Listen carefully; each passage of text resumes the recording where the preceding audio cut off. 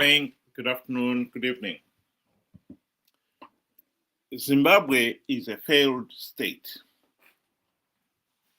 because for the last 45 years since the country's independence, the nation has been stuck with a corrupt, incompetent, and tyrannical Zanu PF dictatorship. Zanu PF's hunger for absolute power is insatiable. The regime has shown that it was prepared to burn the whole house down than let anybody else rule it. That hunger was demonstrated several times since the country's independence. The Lancaster House talks, it was agreed that ZAPU and ZANU, the two parties that had freedom fighters, would take their freedom fighters back to assembly points during the campaign period. Zanu PF agreed to it at the Lancaster House, but by the time they got back to Zimbabwe, the party had changed its mind. Many of Zanu PF's freedom fighters were left in the field, and their instruction was to tell the electorate that Zanu PF was prepared to let the Bush War continue if they lost the elections. Of course, the people voted to end the Bush War.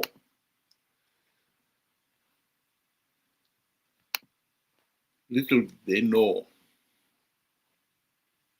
that they were giving up their right to a meaningful say in the governance of the country forever. Because as soon as Zanu PF got his feet under the desk,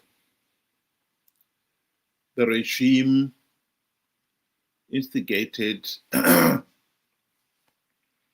Kukurawundi.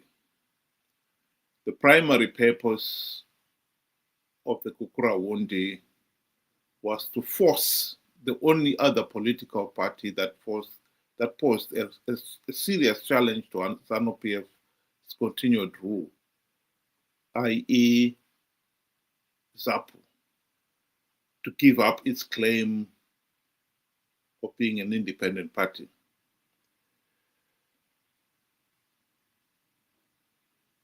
And the late Dr. Joshua Nkomo and his colleagues finally did with the signing of the 1987 Unity Accord that cleared the way for the formation of the Zanu PF and the imposition of the de facto one-party state that was to rule the country to this day.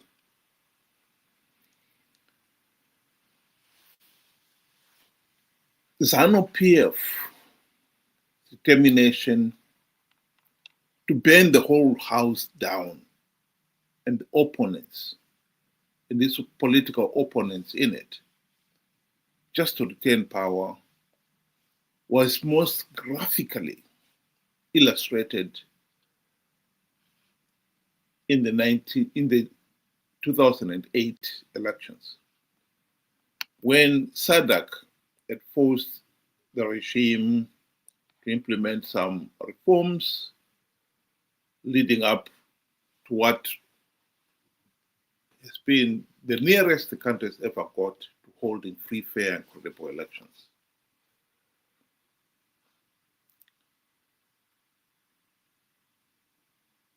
And Zanu PF, when they realized they lost those elections,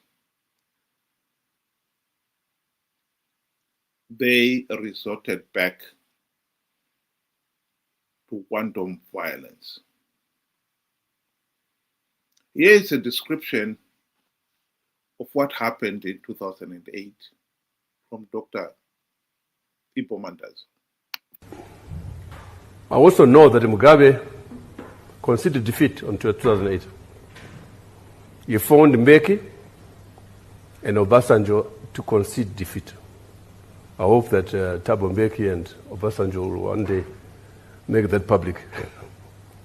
But one of them, I won't say which one, told me that Mugabe phoned them that Saturday night and said, look, I lost the election and I concede defeat. And I know that Mugabe stuck to his guns, was prepared to go. His wife was since bags packed to go somewhere on the following day when Mnangagwa and Chiwenga approached him and said, you stay where you are. And then they contrived the runoff, sadly with the help of South Africa.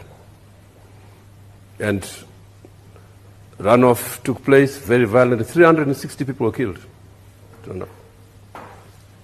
The South African, I came here as part of a delegation to Cape Town to see members of the ANC.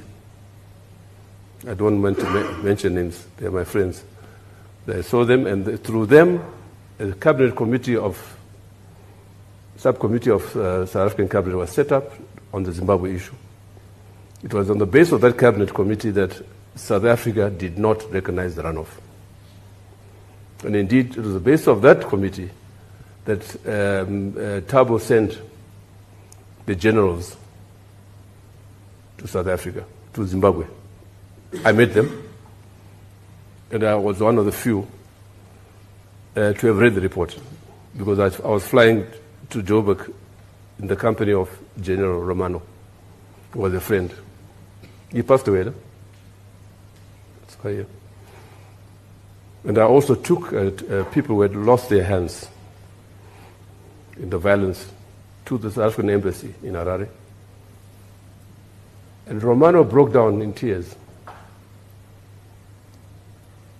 How can a liberation movement treat these people like that? He was a broken man. So there's no doubt at all here in South Africa as to the brutality of the regime in Harare. So it amazes me, it angers me, in fact, when I hear the nonsense coming out of people like Mbalula's mouth. They know it. So the brutality of the Zanu PF regime is well documented. I mean, it's not open for discussion. It's a historic fact. I think what most people find amazing is that post the GNU, Zanu PF and the opposition have established a new relationship. What has happened? Here is Mnangagwa boasting about the new relationship between Zanu PF and the opposition. I'm happy that in Zimbabwe, hakuna friction between the ruling party and the opposition party. But it is critically important that we must have an opposition which must check on the ruling party. So members of the opposition, make sure you deal with the ruling party. Don't make them sit. Make sure you make them busy, the opposition. Somebody get it. Nyanga bakadini, rambai mchingo criticize, kuseni masikati criticize. That way, munowabatsira kuti varambe vari mupower.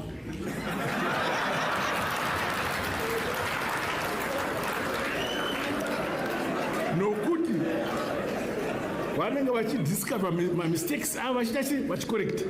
Ivi muchingorova, nokuti mukasi varova vanorelaxa, mozotora power. So my advice to opposition, please be serious in opposition. nokuti murambe muri muopposition.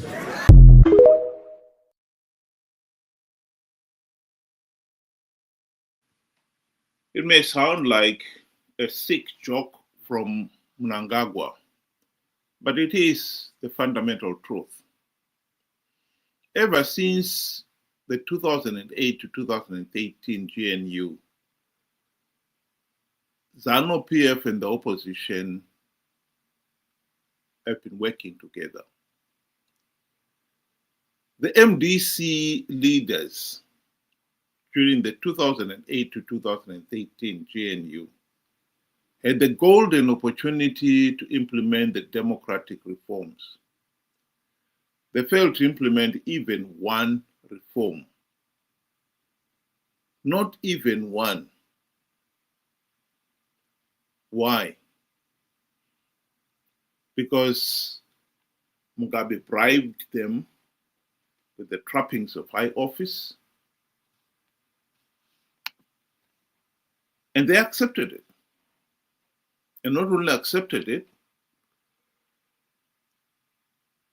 they were so comfortable, they forgot about implementing reforms. They failed to implement even one token reform. So that at the end of the GNU in 2018, Zanu PF still had its dictatorial powers intact, untouched.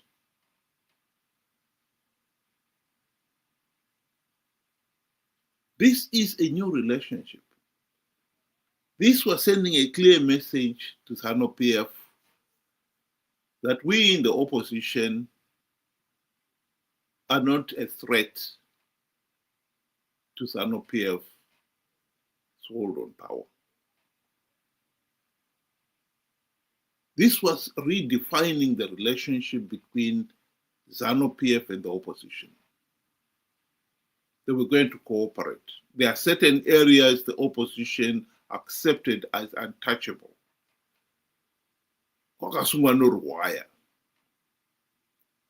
Don't touch there.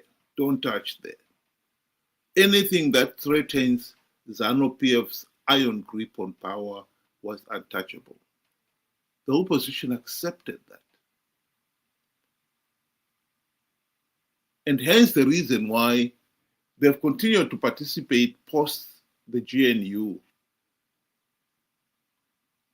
in flawed elections, knowing fully well that the process is flawed, knowing fully well that participating in those flawed elections would only give Zanu PF legitimacy. But they were so determined to do so, they even lied to their own supporters to con them to participate. One of the problems we have had in Zimbabwe is that the ordinary people themselves have failed to realize that the opposition are now running with a povo hair and yet hunting with the Zanu PF hounds. The last 2 years has been an uphill struggle just to convince some people that Chamisa lied to them. How is it possible that you cannot reconcile yourself with the reality on the ground? Here are the facts. Chamisa said he had plugged all the vote rigging loopholes to stop Zanu PF rigging the elections. The people believed that. And they participated in the 2023 elections, convinced Chamisa and company would win. Makorokoto Zimbabwe, nokuti hakuna munhu anomira kana denga raronga plan. Denga raronga plan, denga harifoiri. Plan ya Mwari haifoiri. Ini ndatanga kugadzira cabinet. There is no way we are not going to form a new cabinet. There is no way we are not going to have a celebration. There is no way we are not going to have an inauguration. Let's start preparing for our inauguration. Let's start preparing for our celebration.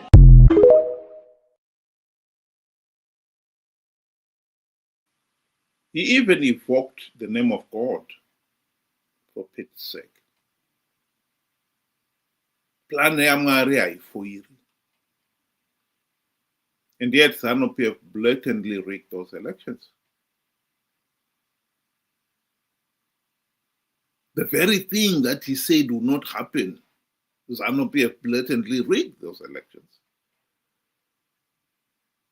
He had insisted that it was God's plan. Of course it was not, because if it was God's plan, Zanu PF would have failed to rig those elections. The refusal by millions of people to accept that Chamisa lied to them is at the heart of why Zimbabwe is stuck.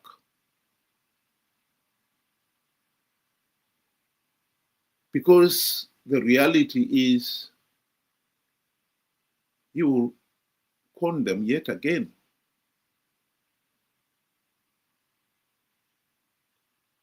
We have not put an end to this. 2028 is just around the corner. And Chamisa is saying, God is in it, I am fired up. In other words, I'm going to win 2028 elections. Use the same idiotic lies. I will stop Zanu PF rigging the elections and I'll win those elections. And people will believe him. Participate in those flawed elections, give Zanu PF legitimacy, and we're back where we are. It is a tragedy that 45 years after independence, we are failing to hold free, fair, and credible elections. Absolutely unbelievable. How is it possible that something as simple and straightforward as what constitutes free, fair, and credible elections, let's go ahead and hold elections for ourselves. We are failing to do so. Here is Margaret Dongo, an opposition leader well known to many people in Zimbabwe, and herself a former Zanu PF member of parliament and a freedom fighter in her own right, speaking on the issue of how MDC leaders sold out during this last 2023 elections. Politics is not a business. This is what I want to remind most of our MPs and other people. Do you think they look at it as a business? Yes, they look at it as a business. Because they look at it as a business, seriously. Because the moment they go, business and employment creation, because if they go to parliament, you are employed. You get a car, you get a stable salary, and you are paid until your term is over. Already you are employed. If you are out, you're out of employment. If you serve 2 terms, you get a pension? Hello there, how you doing? Have you ever thought to be successful in property, you need to be really experienced and really... Sorry about that. You get a pension. Then already, this is why people kill in politics. They kill to be in parliament. This is why we have violence in this country. Because there is no employment. The only employment which is there is in politics. There is no other outside employment. So for them, a very good example is, look at what happened to CCC, the Triple C party. Have a look. When they lost, when they said they were rigged, what I expected from them, I expected all parliamentarians to say, we are not going to go to participate in a rigged system. And we are not going to sit in a rigged parliament. Because the elections have been rigged. So all of us, we are not going to parliament. Imagine what could have happened. We could have gone into new elections. There's no way Zanu PF was going to rule alone. You think so? Yes. Do they care? Caring or not caring, the public would have forced them because the majority of the people would want representation in parliament. But they went anyway? But they went. They realized that, you know, you heard them complain, I used my own money to be in parliament. But what about me who have voted for you? I used my own money. So the idea is to recover. Is it a business where you want to recover your losses? And I think it will be pertinent also to add here that they are doing it at the expense of the ordinary people. The number one purpose of electing these MDC leaders into parliament was so that they would implement the democratic reforms to stop Zanu PF breaking the elections. And now the same individuals have not only sold out on implementing reforms, they were now participating in flawed elections to give Zanu PF legitimacy. Like I said, MDC CCC leaders are Zanu PF Team B in all but name. And hence the reason why Mnangagwa was boasting that there is no friction between Zanu PF and the opposition. The people, or some of the people, still think that the opposition are dismantling Zanu PF. After 25 years without even one token reform implemented, the alarm bells should have been ringing that the opposition are no longer fighting in the people's corner. And as long as we have an opposition that is fighting in Zanu PF's corner, of course, Zanu PF is happy with the arrangement. It is for us, the people, to break up this cozy relationship where the opposition now are Zanu PF Team B in all but name.